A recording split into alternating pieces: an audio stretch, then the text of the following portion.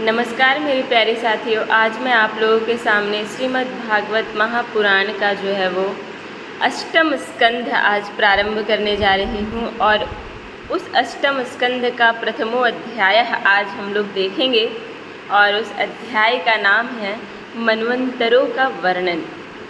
तो आप लोगों ने सुना होगा कि स्वयंभू मनु ये मनवंतर में ही आते हैं। स्वयंभू मनु के बारे में आप लोग विस्तार से इससे पूर्व में देखा, लेकिन इस मनवंतर में बहुत सारे मनु आते हैं और वो मनु के वंशजों का क्या नाम है, क्या कर्म है, कैसा कर्म रहा है, क्या संदेश दिए हैं इस संसार को, उन सभी के बारे में हम लोग देखेंगे।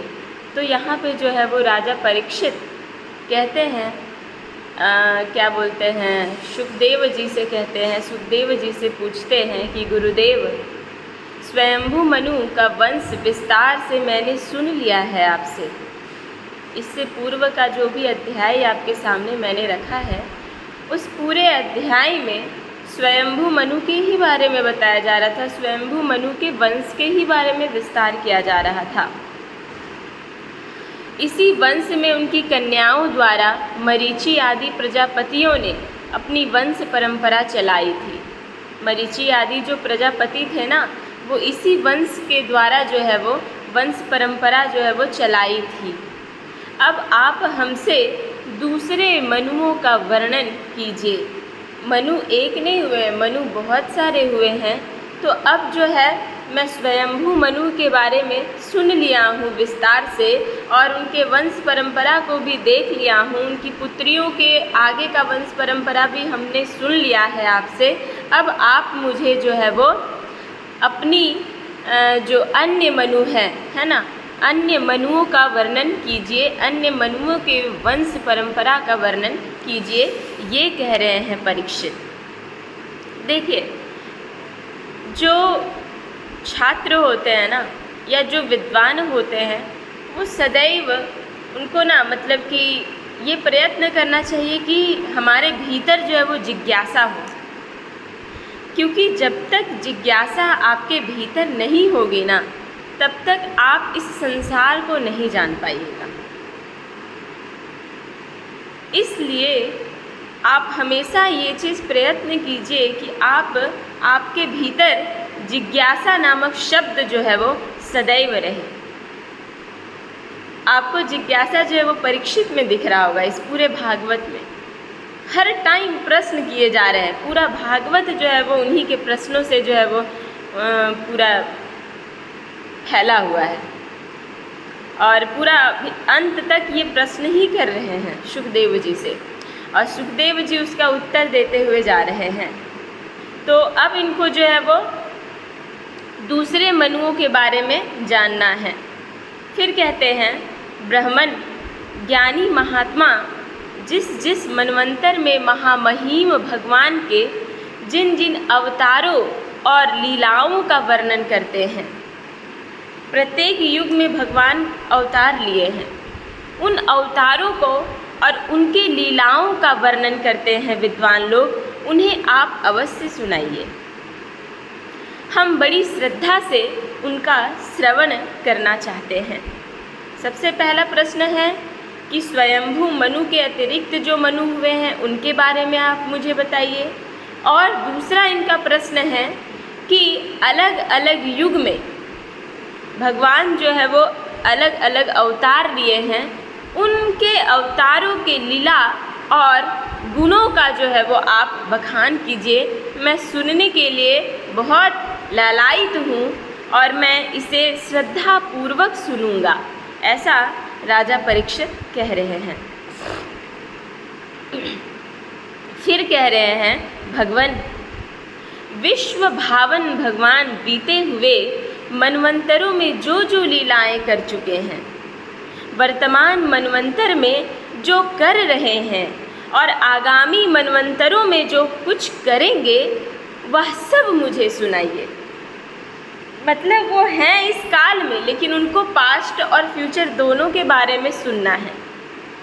जो जो लीला हो चुकी है भगवान के अवतारों का, भगवान अवतार लेकर जो लीला किए हैं, वो भी बताइए, और जो कर रहे हैं वो भी बताइए, और जो आगे आने वाले समय में जो भगवान अवतार लेंगे उनकी लीलाओं का भी बखान आप हमारे सामने कीजिए।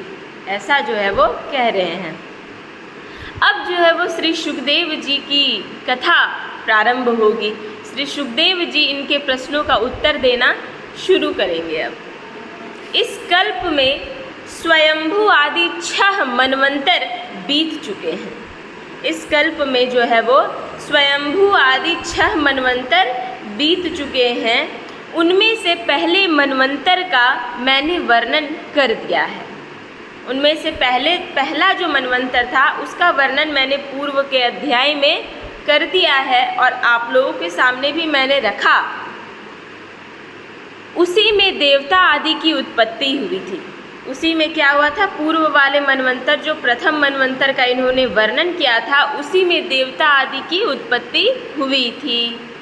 स्वयंभू मनु की पुत्री आकुति से यज्ञ पुरुष के रूप में धर्म उपदेश करने के लिए तथा देवहूति से कपिल के रूप में ज्ञान उपदेश करने के लिए भगवान ने उनके पुत्र के रूप में अवतार ग्रहण किया था, अवतार लिया था।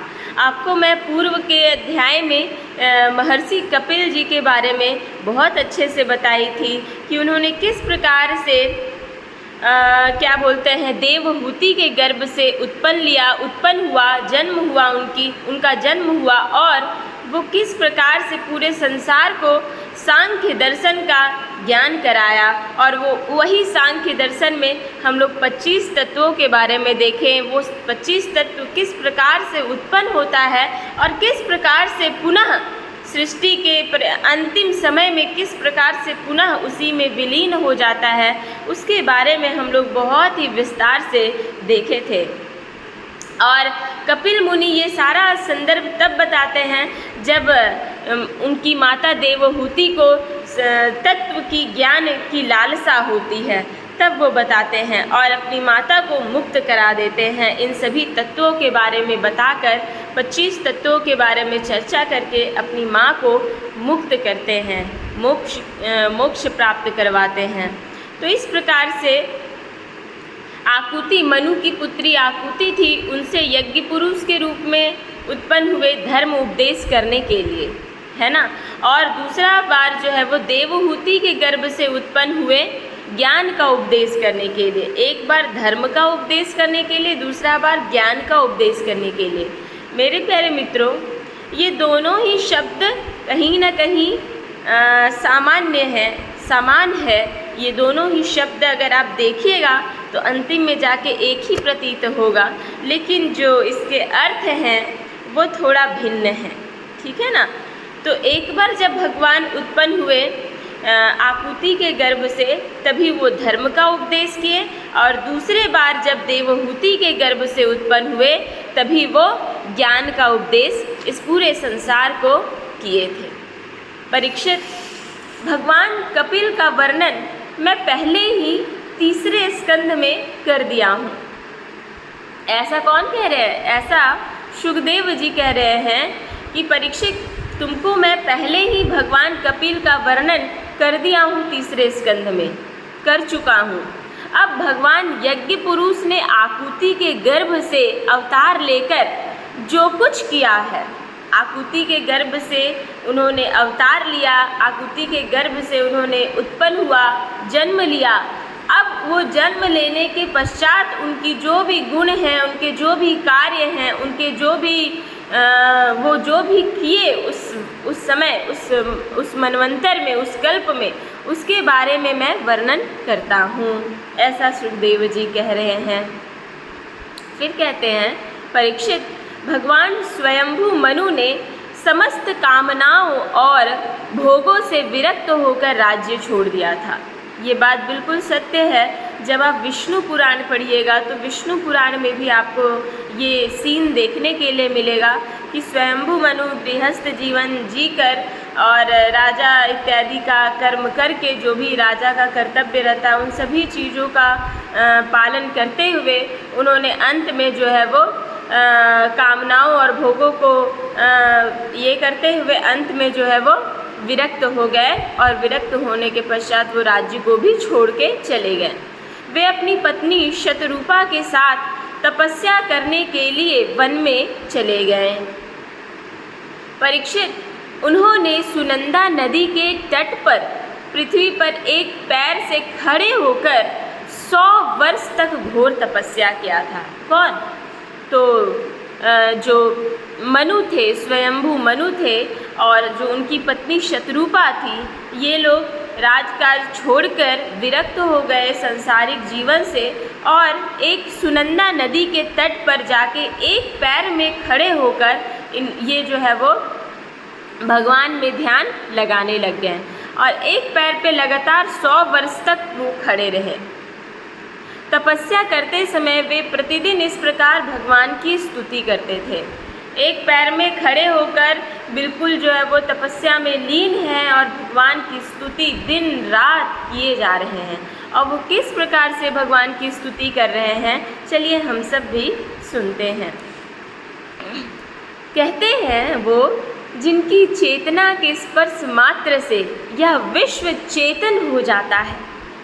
जिनकी चेतना से जो है वो, जिनकी चेतना के स्पर्श मात्र से ही यह विश्व जो है वो चेतन युक्त हो जाता है, किंतु यह विश्व जिन्हें चेतना का दान नहीं कर सकता, जो इसके सो जाने पर प्रलय में भी जागते रहते हैं, जिनको यह नहीं जान सकता, परंतु जो इसे जानते हैं वही परमात्मा है।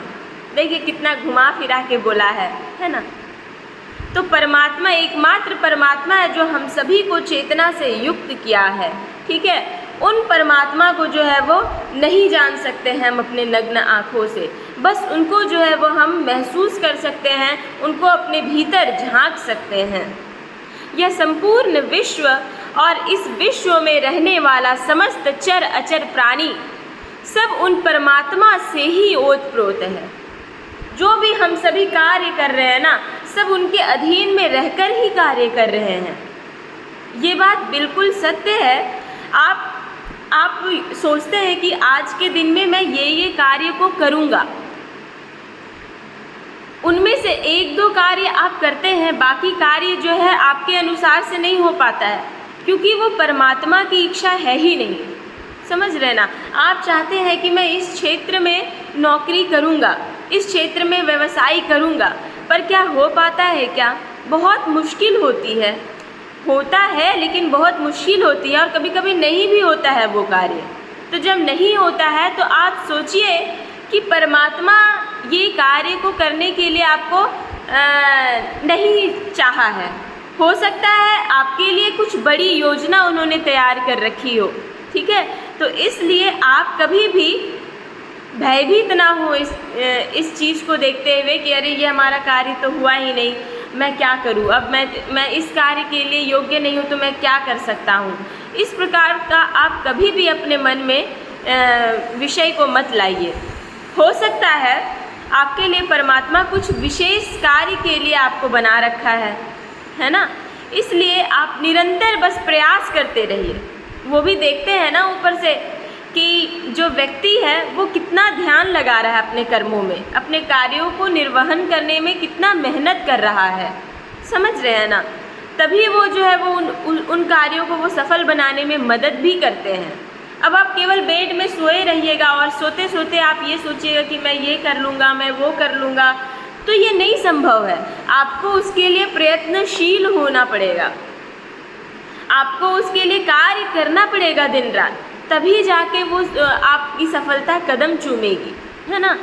तो यही बात है कि संपूर्ण विश्व में जितने भी चर अचर प्राणी हैं उन सभी प्राणियों में जो है वो परमात्मा ही है। इसलिए संसार के किसी भी पदार्थ में मोह ना करके उसका त्याग करते हुए ही जीवन निर्वाह मात्र के लिए उपभोग करना चाहिए, है ना। जो भी संसार में ये पदार्थ आपको दिख रहा है आप उसके प्रति मोह ना करें। मान लीजिए कि ये पेन है, ठीक है, आपका यह पेन है, कल आपने यह पेन को 2 रुपये में ख़रीदा, ठीक है। ऐसा बताया जाता है कि हर पदार्थ में भगवान जो है वो रहते हैं, हर चीज़ में, पुस्तक में हो, फ़ोन में हो, इत्यादि इत्यादि जगहों पर, पृथ्वी में हो, वृक्ष में हो, नदी में हो, तालाब में हो, सभी जगहों पर ऐसा बताया जाता है कि हर कण कण में भगवान निवास करते हैं। ठीक है, तो फिर आप किस लिए मोह कर रहे हैं? आप कुछ विशेष पदार्थों पर आपकी मोह नहीं होनी चाहिए। मान लीजिए ये पेन खो गया खरीदने के बाद, तो आप दिन भर तो टेंशन में नहीं रहिएगा ना, आपको नहीं रहना चाहिए। खो गया तो खो गया, आप किसी दूसरे से काम निकाल ले, किसी दूसरा पेन लेकर काम निकाल ले आप अपना, लेकिन आपको उस पर आसक्त नहीं होना है कि अरे हमारा पेन था, ब्लू कलर का पेन था, कितना मेहनत से लिए थे, मेरा पसंदीदा पेन था, मुझे अच्छा नहीं लग रहा है, मेरा पेन भुला गया है, इत्यादि इत्यादि सोचना बंद कीजिए। आप समझ रहे हैं? आप जितना सोचिएगा ना जिस विषय के बारे में, जिस पदार्थ के बारे में जितना आप सोचिएगा ना, आप उसके तरफ उतना ही आसक्त होते चले जाइएगा। भागवत यही तो दिन रात सिखा रहा है कि आपको विषयों के प्रति आसक्त नहीं होना है। श्रीमद् भगवत गीता भी दिन रात यही हमें बताते रहता है कि आप कर्म कीजिए, फल की ओर आसक्ति अपना मत बढ़ाइए, फल की चिंता मत कीजिए। आपका सिर्फ कर्तव्य है कि आप कर्म को कीजिए। ठीक उसी प्रकार से यहाँ बोल रहा है कि आप पदार्थ का प्रयोग कीजिए, वस्तु का प्रयोग कीजिए, लेकिन वस्तु पे आप आसक्त मत होइए। ये चीज़ यहाँ पे बताया जा रहा है। इसलिए बोला है कि सिर्फ निर्वाह मात्र ही उसका उपभोग कीजिए। तृष्णा का सर्वथा त्याग कर देना चाहिए। जो तृष्णा होती है ना, जो इच्छाएं होती है, जो कामनाएं होती हैं, जो लालसाएं होती हैं, उनका आप हमेशा त्याग करने का कोशिश कीजिए। आज आपका पसंदीदा भोजन नहीं मिला तो आप परेशान मत होइए, क्या पता कल इससे बेहतर मिले आपको। ये मैं अनुभव की हूँ अपने जीवन में, ये मैं अपने जीवन में बहुत अच्छे से अनुभव की हूँ कि जो आज नहीं मिला ना, वो दूसरे दिन या एक साल बाद या आधा महीना बाद वो अवश्य प्राप्त होता है और उससे अच्छा प्राप्त होता है। इसलिए आप जो है वो कभी घबराइए मत और चीज़ों पे आप आसक्त मत होइए, विषयों पे आप आसक्त मत होइए। कम से कम सामग्रियों का उपभोग कीजिए, जितनी आवश्यकता हो पाए, अत्यधिक जितनी आवश्यकता हो पाए उतने ही वस्तुओं का उपभोग कीजिए आप। भला ये संसार की संपत्तियाँ किसकी है? ये जो भी संसार की जो संपत्ति है वो किसकी है? क्या हमारी है क्या? आज मैं घर बना दी, इतने बड़े महल बना दिया मैंने, क्या ये हमारा है? नहीं, सब कुछ भगवान का है, सब कुछ परमात्मा का है। जो भी मैं कुछ भी कार्य कर रही हूँ सब आप उनमें समर्पित कीजिए। सब मैं कहती हूँ कि ये आपका ही है, सब कुछ आपका दिया हुआ है, हमारा कुछ भी नहीं है। क्योंकि मैं खाली हाथ आई थी, मैं खाली हाथ जाऊँगी, हमारे पास कुछ भी नहीं साथ जाएगा। ठीक है, तो फिर भला किसके लिए हम दिन रात सोच रहे हैं? किन पदार्थों को इकट्ठा करने में हम लगे हुए हैं? जरा आप सोचिए, वास्तविक चीज़ को सोचिए। भगवान सबके साक्षी हैं, उन्हें बुद्धि, वृत्तियाँ या नेत्र आदि इंद्रियाँ नहीं देख सकती। ये जो हमारी इंद्रियाँ हैं ना, ज्ञान इंद्रियाँ, ये ज्ञान इंद्रियाँ उनको देखने में सक्षम नहीं है, परंतु उनकी ज्ञान शक्ति अखंड है, कभी खंडित नहीं होने वाली है। उनकी ज्ञान शक्ति अनंत है, सर्वदा विद्यमान है, सदैव आपके सामने है। आपकी दृष्टि उस तरह की होनी चाहिए कि आप उन ज्ञान को एक्सेप्ट कर सकें, आप उस ज्ञान को समझ सकें, उनके तात्विक पदार्थों को जान सकें। आप में इतना शक्ति होनी चाहिए, बुद्धि शक्ति होनी चाहिए समझने के लिए। समस्त प्राणियों के हृदय में रहने वाले उन्हीं स्वयं प्रकाश असंग परमात्मा की शरण ग्रहण करो। हमारा तो कुछ है ही नहीं, संपूर्ण संसार का पदार्थ जो है वो भगवान का है। इसीलिए सब कुछ त्याग कर एकमात्र भगवान का शरण को ग्रहण कर लेना चाहिए, जिनका ना आदि है ना अंत है। फिर मध्य तो होगा ही कहाँ से? जिनका ना कोई अपना और ना पराया और ना बाहर है ना भीतर, वे विश्व के आदि अंत मध्य, अपने पराए बाहर और भीतर सब कुछ है। हर जगह आप अपने अंदर झांक के देखिए, आपको नजर आएंगे। आप अपने बाहर झांक के देखिए, आपको नजर आएंगे। आप अपने इर्द गिर्द देखिए, आपको वो परमात्मा नजर आएंगे। लेकिन हर व्यक्ति को नहीं। जो परम मनस्वी हो, जो परम बुद्धिमान हो, जो तत्व का विचार करते रहता हो दिन भर, जो योग साधना में हमेशा लगा हो, उनके लिए यहाँ पे कहा गया है। उन्हीं की सत्ता से विश्व की सत्ता है। वही अनंत वास्तविक सत्य पर ब्रह्म है।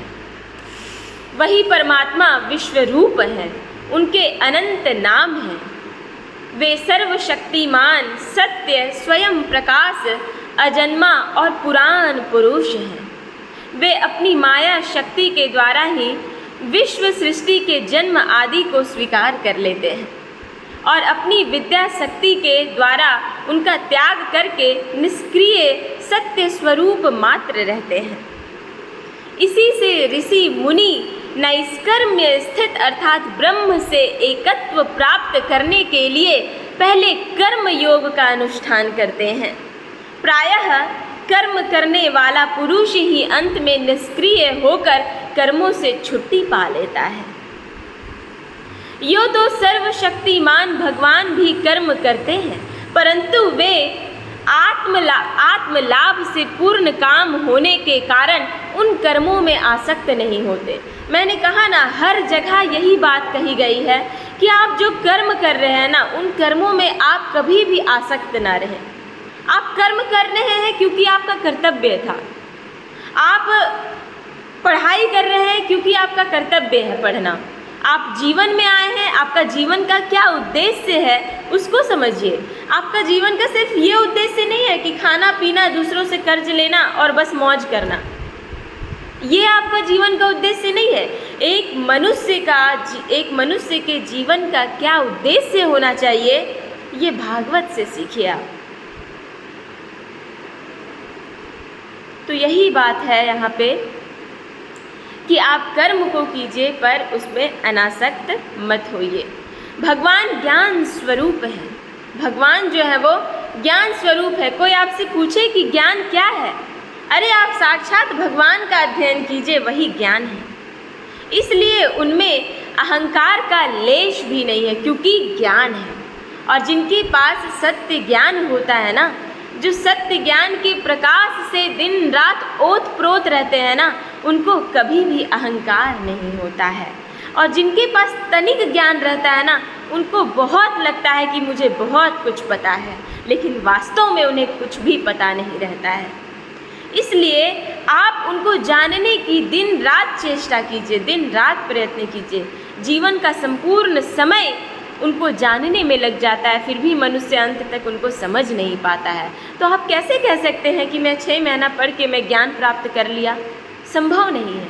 हमारे संस्कृत वाङ्मय में, हमारे पुराण वाङ्मय में, पुराण इतिहास में पढ़ने के बाद कोई मनुष्य ये नहीं कह सकता कि मैं ज्ञानवान हो गया हूँ। 6 महीना पढ़ने के बाद कोई ऐसा मनुष्य नहीं कह सकता कि मैं पूर्ण ज्ञान से युक्त हूँ। कोई नहीं कह सकता,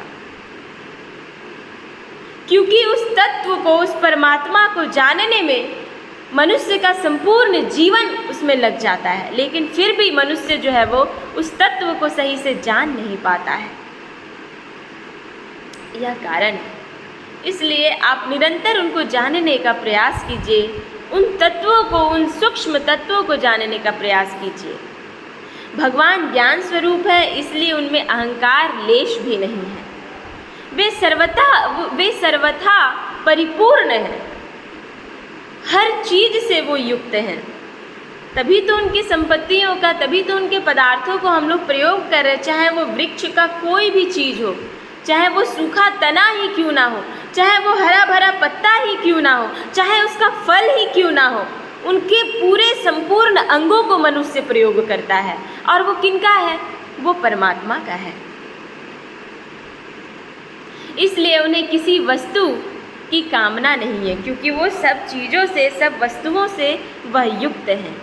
वे बिना किसी की प्रेरणा के स्वच्छंद रूप से ही कर्म करते रहते हैं, बिना किसी की जिज्ञासा किए हुए। हम लोग है कि हम लोगों के अंदर में कोई मोटिवेशन डालता है, तब हम लोग उस ओर कार्य करना प्रारंभ करते हैं, लेकिन वो बिना किसी प्रेरणा का ही वो कार्य को दिन रात करते रहते हैं। सूर्य क्या कभी देखे हैं सूर्य को कि किसी दिन वो नहीं आया हो आपके सामने? ऐसा हुआ है क्या? नहीं ना। कभी चंद्रमा को देखे हैं कि वो नहीं आया हो? अरे वो कभी वो सोचा कि अरे मैं तो दिन रात काम कर रहा हूँ, आज थोड़ा आराम कर लेता हूँ? ऐसा है क्या? तो आपको उन सभी प्रकृतियों से सीखना है कि किस प्रकार से वो निरंतर अपना कार्य को कर रहे हैं। वे बिना किसी की प्रेरणा के स्वच्छंद रूप से ही कर्म करते रहते हैं। वे अपनी ही बनाई हुई मर्यादा में स्थित रहकर अपने कर्मों के द्वारा मनुष्यों को शिक्षा देते रहते हैं। देखिए, जब भगवान ही मर्यादा में, अपने ही द्वारा बनाए गए मर्यादा में वो रहकर काम करते हैं, तो हम लोग क्यों नहीं कर सकते हैं? हमारे पास बुद्धि, कर्म करने के लिए हाथ, पैर, मुख सब कुछ है, तो हम लोग क्यों नहीं मर्यादा में रहकर काम कर सकते हैं? क्यों हम अपने दायरे से भटक जाते हैं? जब भगवान ही मर्यादा में रह के कार्य कर रहे हैं, तो हम लोग कौन हैं? हम लोग तो इस पृथ्वी का एक कण है, फिर किस बात का अहंकार? वे अपनी ही बनाई हुई मर्यादा में स्थित रहकर अपने कर्मों के द्वारा मनुष्यों को शिक्षा दे रहे होते हैं। वे ही समस्त धर्मों के प्रवर्तक और उनके जीवन दाता हैं। समस्त धर्मों के प्रवर्तक हैं और मनुष्यों के जीवन दाता हैं। मैं उन्हीं प्रभु की शरण में हूँ, ऐसा स्तुति कर रहे हैं। कौन? भगवान मनु और शतरूपा। श्री सुखदेव जी कहते हैं, परीक्षित, एक बार स्वयंभू मनु एकाग्रचित से इस मंत्रमय उपनिषद स्वरूप श्रुति का पाठ कर रहे थे। उन्हें नींद में अचेत होकर बड़बड़ाते जान भूखे असुर और राक्षस खा डालने के लिए उन पर टूट पड़े। जब आप किसी चीज़ को ज़्यादा रट्टा लगाइएगा ना, तो पता चलेगा कि आपको नींद में भी वो पंक्ति आपके दिमाग में दिन रात चल रहा है। तो ये तो बेचारा दिन रात स्तुति कर रहा है, और दिन रात स्तुति करते करते ये अचेत पड़ गया। अचेत पड़ गया, इसको कुछ भी बाहर की चीज़ें से कुछ भी इसको लेना देना नहीं है। इसी अचेत से देखते हुए जो असुर लोग हैं, उन पे क्या किए? उन पे जो है वो अचेत में असुर और राक्षस खा डालने के लिए उन पे टूट पड़े, क्योंकि असुर और राक्षस ऐसे ही मानवों को मार मार के खाया करते हैं, उनका यही है भोजन। यह देखकर अंतर्यामी भगवान यज्ञ पुरुष ने अपने पुत्र याम नामक देवताओं के साथ वहां आए। अब जो दिन रात भगवान की स्तुति कर रहा है, वो भगवान कैसे नहीं प्रकट होंगे उनकी रक्षा के लिए? अवश्य ही प्रकट होंगे। तो जब ये देखे अंतर्यामी भगवान यज्ञ पुरुष, तो वो अपने पुत्र याम नामक देवताओं के साथ वहाँ पे वो उपस्थित हुए। उन्होंने उन खा डालने के निश्चय से आए हुए असुरों को संहार कर डाला, और फिर वे इंद्र के पद पर प्रतिष्ठित होकर स्वर्ग का शासन करने लगे। परीक्षित, दूसरे मनु हुए स्वरोचिष। पहला तो देख ले कि स्वयंभू मनु हुए, दूसरे मनु जो हुए वो हुए स्वरोचिष। वे अग्नि के पुत्र थे। वे किनके पुत्र थे? अग्नि के पुत्र। उनके पुत्रों के नाम थे द्युमान, सुषेण और रोचिषमान। ये स्वरोचिष मनु के 3 पुत्र थे, द्युमान, सुषेण और रोचिषमान। और भी इसके अतिरिक्त पुत्र थे, पर यहाँ पे नाम जो है वो अंकित नहीं किया गया है। उस मनवंतर में इंद्र का नाम रोचन था। अलग अलग मनवंतरों में इंद्र का नाम भी परिवर्तन होते चला गया है। प्रधान देवगण थे तुषित आदि। ऊर्जा स्तंभ आदि वेदवादी गण सप्तर्षि थे। उस मनवंतर में वेद शीरा नाम के ऋषि की पत्नी तुषिता थी। उनके गर्भ से भगवान अवतार ग्रहण किए और विभु नाम से प्रसिद्ध हुए। वे आजीवन नैष्ठिक ब्रह्मचारी रहे। कौन? वही विभु। उन्हीं के आचरण से शिक्षा ग्रहण करके 88,000 व्रतनिष्ठ ऋषियों ने भी ब्रह्मचर्य व्रत का पालन किया। तीसरे मनु थे उत्तम। वे प्रियव्रत के पुत्र थे। वे कौन, किसके पुत्र थे? प्रियव्रत के। उनके पुत्रों के नाम थे पवन, सृंजय, यज्ञहोत्र आदि। उस मनवंतर में वशिष्ठ जी के प्रमद आदि 7 पुत्र सप्तर्षि थे। सत्य, वेद, श्रुत और भद्र नामक देवताओं के प्रधान गण थे। और इंद्र का नाम जो था उत्तम मनवंतर में, वो इंद्र का नाम था सत्यजीत। उस समय धर्म की पत्नी सुनृता के गर्भ से पुरुषोत्तम भगवान ने सत्यसेन के नाम से अवतार ग्रहण किया। सत्यसेन की माँ का नाम क्या था? सुनृता। और सुनृता जो है वो धर्म की पत्नी थी, तो उन्होंने अवतार ग्रहण किया। उनके साथ सत्यव्रत नाम के देवगण भी थे। उस समय के इंद्र सत्यजीत के सखा बनकर भगवान ने असत्य पारायण, दुःशील और दुष्ट यक्षों, राक्षसों एवं जीवद्रोही भूतगणों का संहार किया। चौथे मनु का नाम था तामस। चौथे मनु का नाम क्या था? तामस। वे तीसरे मनु उत्तम के सगे भाई थे। उनके पृथु, ख्याति, नर, केतु इत्यादि 10 पुत्र थे। सत्यक, हरि और वीर नामक देवताओं के प्रधान गण थे। इंद्र का नाम उस मनवंतर में तामस नामक जो कल्प था उसमें इंद्र का नाम त्रिशिक था। उस मनवंतर में ज्योतिर्धाम आदि सप्तर्षि थे। परीक्षित, उस तामस नाम के मनवंतर में विधृति के पुत्र वैधृति नाम के और भी देवता हुए। उन्होंने समय के फेर से नष्ट प्राय वेदों को अपनी शक्ति से बचाया था, इसलिए वे वैधृति कहलाए। इस मनवंतर में हरिमेधा ऋषि की पत्नी हरिणी के गर्भ से हरि के रूप में भगवान ने अवतार ग्रहण किया। इसी अवतार में उन्होंने ग्राह से गजेंद्र की रक्षा की थी। आपको मैं गजेंद्र मोक्ष भी अगले अध्याय में बताऊंगी। राजा परीक्षित ने पूछा, मुनिवर, हम आपसे यह सुनना चाहते हैं कि भगवान ने गजेंद्र को ग्राह के फंदे से कैसे छुड़ाया। ग्राह अर्थात मगरमच्छ। तो गजेंद्र को ग्राह के फंदे से कैसे छुड़ाया भगवान ने, ये मुझे जानना है आपसे। सब कथाओं में वही कथा परम पुण्यमयी, प्रशंसनीय, मंगलकारी और शुभ है, जिसमें महात्माओं के द्वारा गान किए हुए भगवान श्री हरि के पवित्र यश का वर्णन रहता है। वही कथा आपको मोक्ष की ओर ले जाता है, जिसमें भगवान श्री हरि की गान गाई गई हो, जिसमें भगवान श्री हरि की गाथा गाई गई हो। वही सब कथाओं में सबसे पवित्र माना जाता है। सूत जी कहते हैं, क्या कहते हैं? शौनक आदि ऋषियों, राजा परीक्षित आमरण अनशन करके कथा सुनने के लिए ही बैठे हुए थे। उन्होंने जब श्री सुखदेव जी से महाराज को इस प्रकार कथा कहने के लिए प्रेरित किया, तब वे बड़े आनंदित हुए और प्रेम से परीक्षित का अभिनंदन करके मुनियों की भरी सभा में कहने लगे। आपको मैं बता देती हूँ आज पुनः कि जब भागवत का प्रारंभ मैं कर रही थी, उस समय भी राजा परीक्षित का ही प्रारंभ, राजा परीक्षित के कारण ही ये पूरे भागवत को आज हम लोग पढ़ पा रहे हैं। जब राजा परीक्षित क्षण समय के लिए, कुछ ही दिनों के लिए वो जीवित, उनको पता था कि मैं इतने दिन के बाद मैं मर जाऊंगा, तो वो अपने ब्राह्मण गणों से पूछे कि मैं ऐसा क्या कर्म करूं कि मुझे ये 10 दिन में जो है वो सही मार्ग की ओर ले जाएगा। उन्होंने सजेशन दिया, उन्होंने बताया कि आपको जो है वो भागवत कथा का श्रवण करना चाहिए। और वही भागवत कथा का श्रवण करने हेतु वो श्री सुखदेव जी से अनुरोध किए।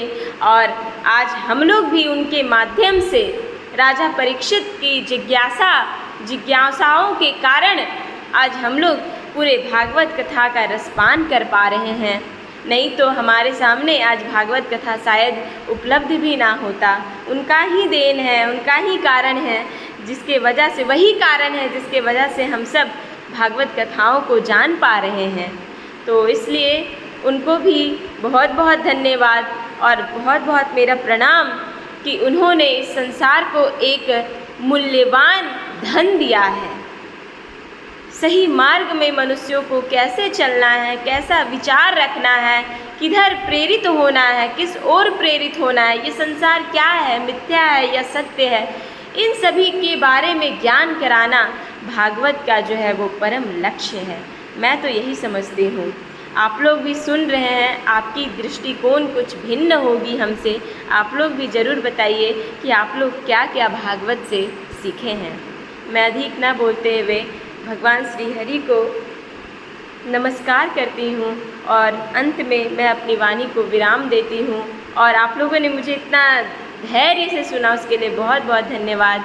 नमो नमः। नमः संस्कृताय। ओम नमो भगवते वासुदेवाय नमः। ओम।